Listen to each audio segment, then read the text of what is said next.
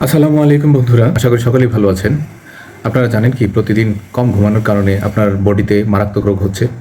শুধু তাই নয়, আমরা যখন ঘুমাই তখন আমাদের বডিতে সাইটোকাইন নামক এক ধরনের প্রতিরক্ষা প্রোটিন তৈরি করে, যেটা আমাদের বডি থেকে ব্যাকটেরিয়া, ভাইরাস অন্যান্য জীবাণুকে মারতে সাহায্য করে থাকে। সুতরাং যখন পর্যাপ্ত ঘুম না হবে তখন এই প্রোটিনটির লেভেল কমে যাবে, তখন আমরা যখন তখন অসুস্থর প্রবণতা আমাদের বেড়ে যাবে। পর্যাপ্ত ঘুম না ঘুমালে আমাদের রোগ প্রতিরোধ ক্ষমতা কমে যাবে। শুধু তাই নয়, আমাদের বডিতে স্ট্রেস হরমোন বেড়ে যাবে, যার কারণে লিভারের সমস্যা দেখা দিতে পারে, হজম শক্তি কমে যেতে পারে, কোষ্ঠকাঠিন্য হতে পারে এবং মেজাজ খিটখিটে হয়ে যাবে। যারা রাতে কম ঘুমায় তাদের ক্ষেত্রে মেমোরি লস হতে পারে, অর্থাৎ মনে রাখার যে সক্ষমতা তা ধীরে ধীরে কমতে থাকবে।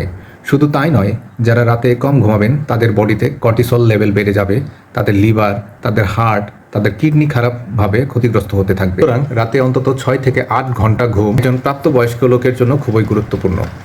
ভিডিওটা শেষ করছি। ভিডিওটি ভালো লাগলে অবশ্যই লাইক, কমেন্ট, শেয়ার করবেন। আসসালামু আলাইকুম।